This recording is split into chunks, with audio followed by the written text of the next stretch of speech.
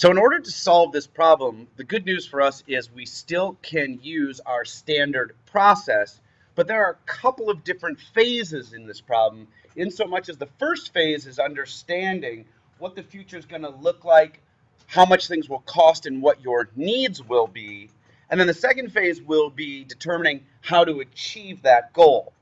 So let's go ahead, and as we hit a number, let's go ahead and document our assumptions. So the property that you're looking at buying costs $200,000 right now. And of course, I've got caps lock on, so I'm going to drive myself crazy. Now, I am also, though, going to say that that's right now so that we understand that that's really a present value. Because one of the truths about this is that price is going to grow over the course of the next few years, and it's going to grow 3.5%. Notice if I just put in the 3.5% naked, we can assume that's an annual growth rate. Your goal is then to put a down payment equal to 50% of the cost. Let me widen up this column for us a little bit. And then you're going to split that 50-50 with your mom. So in essence, you're really going to be paying 25% of the total cost of the building or the property in 2 years from now.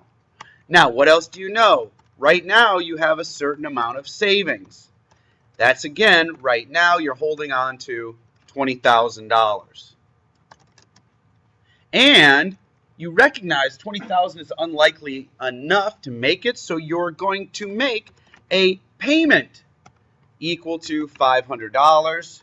And since it's the first time we've really seen that different interval, let's go ahead and label that monthly.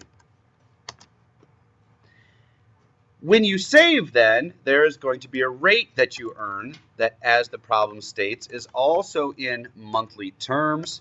Be careful with your decimal there. 0.8% is 0.008. And I think we have all of our assumptions written down. So let's go ahead and save this. And now let's move to our timeline. So again, there's really two phases to this thing.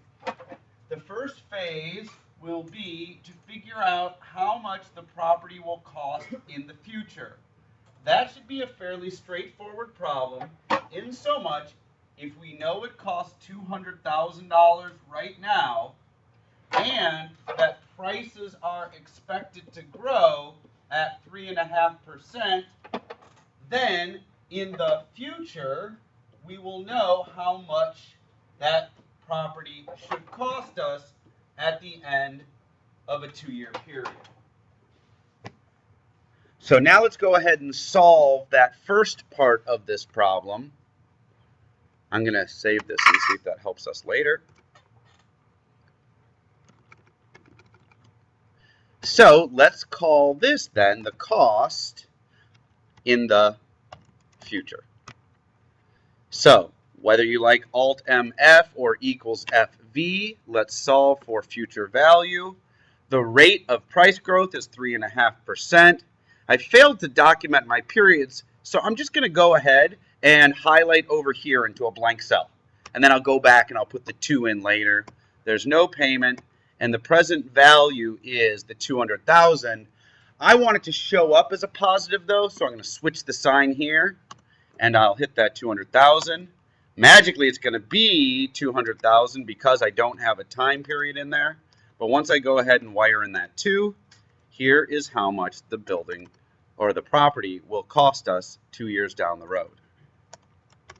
So now we'd like to know how much of a down payment will we need to have. So here's our down payment. It's going to be equals to, here's the 214. We want to come up with half, and we will pay half of that half. So we need to come up with $53,561 total. So now here is the component of the problem that is going to tell us how well we're going to get close to that future savings target. So let's do another timeline over here. So here's what this one will look like in the second part of the problem, which says we've got $20,000 right now we can put away. We need to save for 24 periods. Why 24 periods? Because we're going to try to save an additional amount each and every month for those 2 years. How much more? We're going to try and save an additional $500 each and every month along the way so that we can have a future amount that we can use as a down payment. And in this case, our rate is 0.8% monthly. So let's see how much money we should come up with if we stick to our original savings plan. So here is the amount of our future savings. This time, I'm going to use equals FV. Our rate is 0.8% monthly.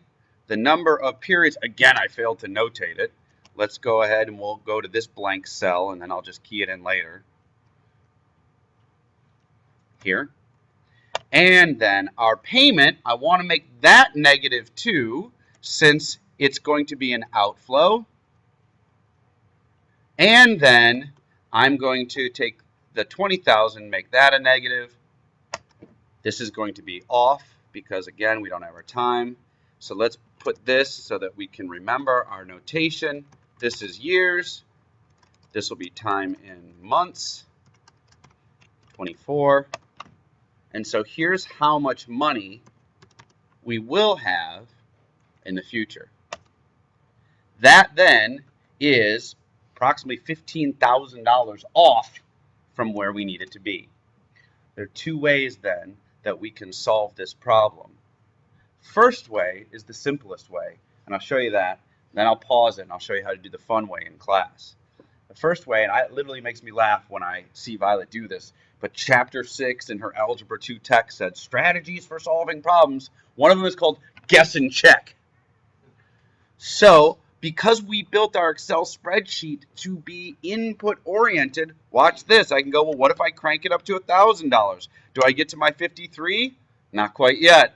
What about 1,100? That's not 1,100. What about 1,100? 53,192. We're getting close. 1,150. Approximately close enough. So guess and check. When you've built a structurally sound model, will help solve that problem. I'm going to say pause now, and then I'll show you the fun way.